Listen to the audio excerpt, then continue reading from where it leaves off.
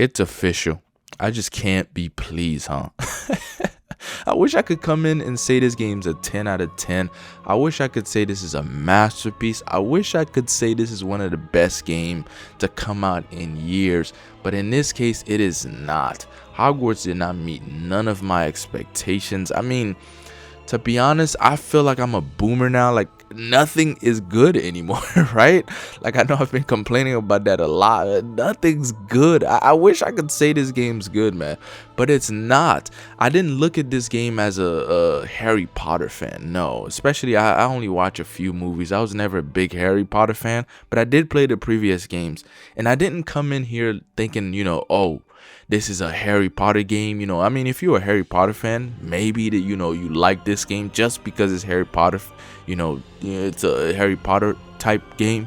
But I came in here as a gamer, as a true gamer. I didn't come in blinded by all this social media craziness. Oh, you're a transphobe if you buy this, blah blah. I didn't come in all that. I bought the game to see strictly, is it fun? Is it enjoyable? And it is not, fellas. And again, I feel like I'm just a boomer now. Nothing can be good. But there are positives in this game. For example, how Hogwarts look. Hogwarts look pretty nice. As you know, I'm not a big graphics guy, but I am a huge sucker for aesthetics and art style. And to be honest, Hogwarts look pretty good. I did hear that the school is not accurate to the real movies, but it still looks good, flying with that broom, flying with that bird, and over the world. Hogwarts look pretty nice. Is it Hogsmeade? I think that's the other city. Flying over those places looks pretty good. I cannot lie to myself, that looks good.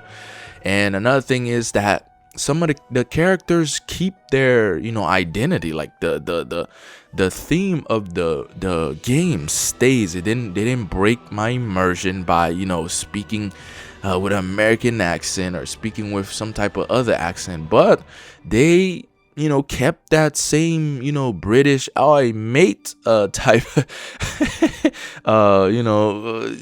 language or accent. To be honest, that's pretty good, because many other games that came out before, like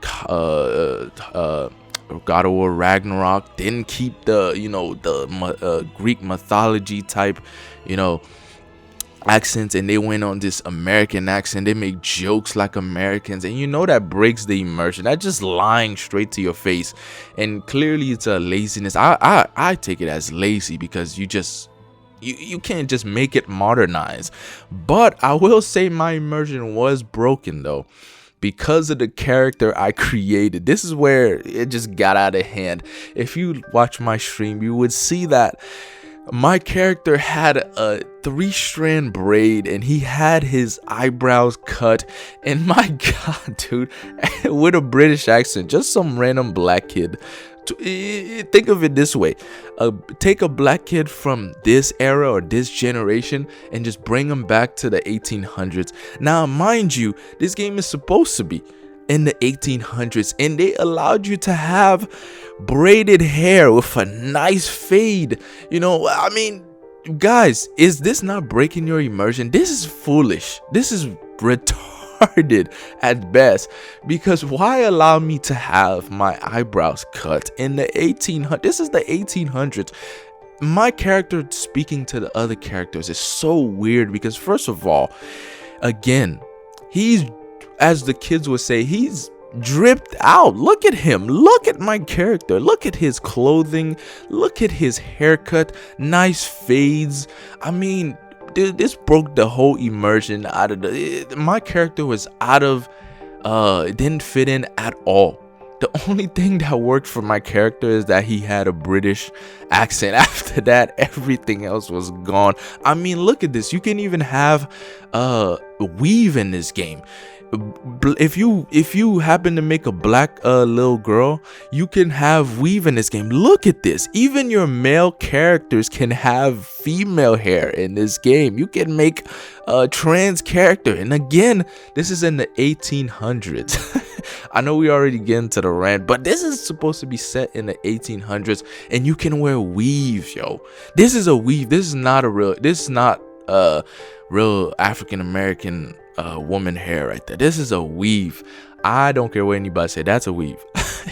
But that's besides the point. Look at the clothes I'm wearing. Look at the clothing on my character. My character broke all immersion at the game. That was it. My character ruined everything. I know how, I'm the one that created, so I guess it's my fault, but technically it's not. Why did the creators allow you to even make a character that looks like this? I know they want to make everything modernized, and this is why I'm here to say, stop trying to make everything modernized. This is the problem. It ruins the game, technically. Why? Do you want to just, you might as well give my character a pair of Jordans and we are good to go. Like, seriously? Just because it's 2023 doesn't mean you have to keep your game 2023. If it's set in the 1800s, give them a normal haircut. That would probably be in 1800. And to be honest, I don't know if there would be any black person there, but if you would add a black dude there, give him an appropriate haircut. Don't allow us to wear all these. You can have cornrows. You guys can have, oh my gosh, that was not, it broke the immersion a long time ago. That was just brutal. That part is stupid. But we can move on to the story. To be honest, I didn't pay attention hard to the story. If you want to watch a story type in-depth, more in-depth review, and again, this is not meant to be an in-depth all the way. My main thing is coming, but if you want to watch an in-depth story, you could go on YouTube and search it up, or you can watch this guy right here, Synthetic Man here. He made a full review on it. You can watch that right there. I'll make you go there. So, main problem of this game, I just want to get to it now. It has to be the open world, fellas. I am strictly tired of open world. I am getting very, very tired of open world. As I said on the streams countless of time, I am getting tired of open world. Not every game must be open world. This is a line I've said a million times. Back-to-back games release this year, even last year, was just strictly open world. I don't understand the fascination with open world. Again, I don't hate open world because there are games that did open world perfectly. Bethesda knows how to make open world games. I would say not every game must be open world. I would love some variety with some 3D platformers. I've said this a million times. Make some good linear games. You could do that too. Give me some 2D platformers. You don't always have to make open world games. The open world ruined this game. The open world was way too big, and I didn't even go into half of the places. If you would have cut off like maybe half of it, it would still be a little too big and boring. I know it sounds exaggerated, but I'm being legit. I didn't do anything in this open world. Maybe there was stuff to do, but I didn't find it. All I did was for the first 7 hours of the game, you run on foot trying to get places. They didn't give you the broom. That's another thing modern games love to do. They love to save the fun for the end part. Give me the broom in the first few seconds of the game. Don't just make me play like 7 hours up to 8 hours of game and I didn't get the broom. That is the stupidest thing this game could have done right there. It took way too long to get the broom, and by the time you're already out of the game, I'm already, like, I don't want to play no more because I'm running throughout the open world trying to find something to do, trying to have fun, but all I could do is collect pages. If you were in my stream, you've seen it. All you do is collect pages, walk with an NPC here and talk to these people, and then if you're doing the side quest, it's the same side quest. It's a Ubisoft open world. It is, fellas. I know people don't want to admit it to themselves, but I will admit it again. It is an Ubisoft. Yes, there's no towers, but it's the same thing you do in the open world over and over and over and over again. A good open world is not, this game did not fulfill that. It did not use the formula of a good open world. It didn't make it interesting. The world wasn't dense. I mean, it looked good, but there was nothing to do. I mean, I was hoping I would stumble upon like huge enemies I could fight outside of Hogwarts. The way they made it feel like Hogwarts was like some that's what they should have done. They should have made it like if you got out of Hogwarts, it's dangerous. You know, it's very interesting. You can find cool things. To be honest, half of the time my loot was too, I was my inventory was too full anyway, so I couldn't collect too many things. I had to keep running back into the city and sell my stuff, and then trying to go back to where I was just to loot again. And this is where also another problem of this game: your loot, your inventory, you have to unlock, you have to do side quests to unlock them. The restriction of the inventory, you can't even, I think it's way too small. It's just, you have no space at all. And the thing is, it doesn't give you an incentive to keep picking up things, because all you're gonna keep seeing is your inventory is full, your inventory is full, your inventory is full, and it gets annoying. And throughout the world, you do, fight random enemies. And if I'm being honest, I wouldn't hype this combat system at all. This combat system is not that good. It is not that interesting. All you do is tap R2 the whole time, and then you can hold R2 and click either triangle, square, or X or circle to perform some type of magic move. Or you can, if you fill up the little blue bar on the bottom, you get to single tap L1 and R1 at the same time and just perform some type of insta kill on any enemy that's not a boss. Now, to be honest, by the time I was done with this game, I almost had carpal tunnel on my fingers because I constantly tap R2 the whole time. And this is just like Gotham Knight. Remember when I told you the square button gave me carpal tunnel? The R2 in this game gave me carpal tunnel.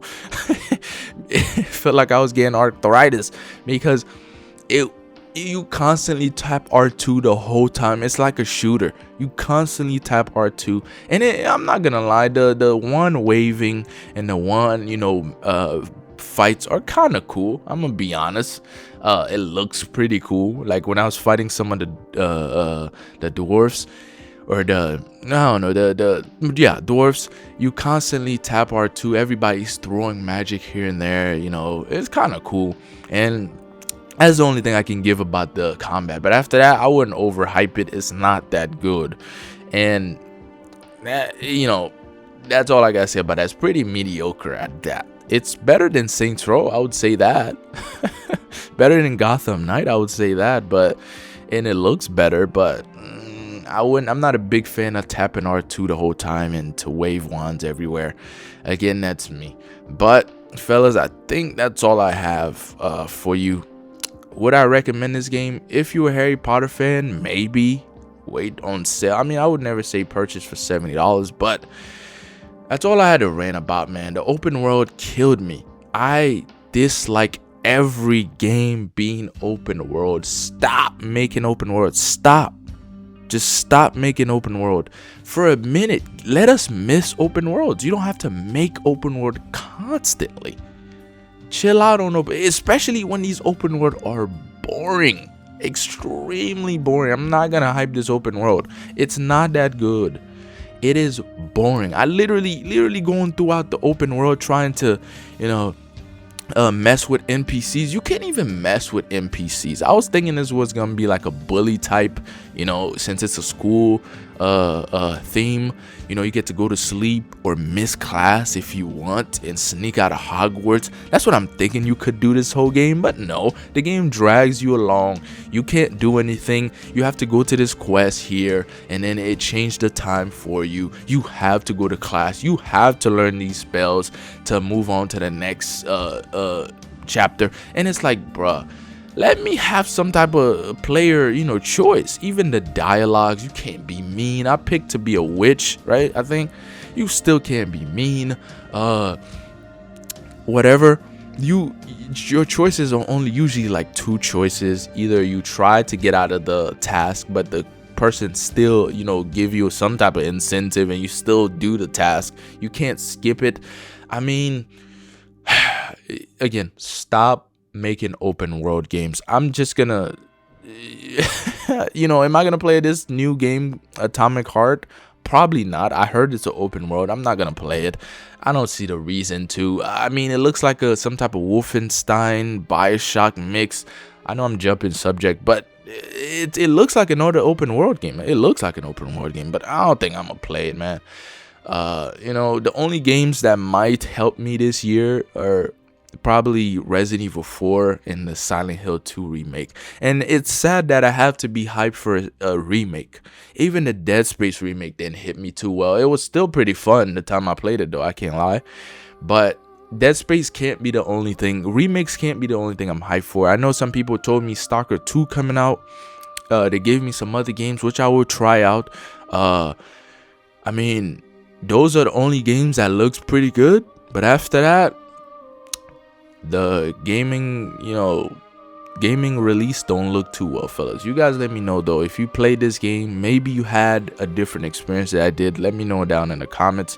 And I'm not gonna comment on this all that transgender controversial thing, because people that's calling me transphobic for buying the game, or calling other people transphobic for buying the game, technically you're transphobic. You watched it too. And if you're the person that bought the game just to make the people on the left mad, that's also dumb, because the game's boring and the game has transgenders in it. So either way, it's a lose-lose. Technically, this was a great marketing scheme. If you think about it, this was a perfect marketing scheme, because they got everybody. People that say they're transphobic, they probably bought, or calling people transphobic, they probably bought the game and went and watched it. And then they saw trans people in there, so they probably bought it. And people that tried to make the other people mad that were calling them transphobic, they bought the game. So either way, it's a win-win for these people. They got you. So if you think about it again, this is a perfect marketing scheme. Perfect. A great marketing scheme. They got everybody. And the thing is, I didn't fall for that. I just wanted to try the game out. That's not what made me buy it. All this controversy, nope. I just bought the game, found out it's a boring game, don't like it, and I told y'all, and I ran about it. That's it. After that, I didn't fall for that cheese of, oh, it's controversial, so I will buy it. Nah, that never gets me to buy a game. Is the game good? Not to me. It's not terrible, because again, it is a kid game. It is a teenager game, so I guess they get a pass on certain things. But as a gamer, and I've been playing games for a very long time, nah, this is not it. This is not a good game. But you let me know what you think in the comments. If you had a different experience, let me know. That's all I have for you. I did this all in one take. Thanks for watching. No script, straight off the dome.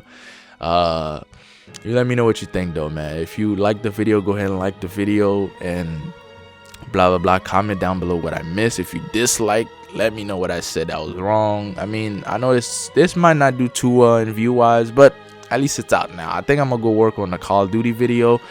I'm gonna chill out on the negative. I'm gonna try to make some retrospective and make some more positive videos. I think that's what I really want to do. Also, I want to make some retrospective videos. I will make the Souls video. The big Souls video I was supposed to make, I will work on that after the Call of Duty video, tier list video. So again, you guys let me know what y'all think, man. I'm out.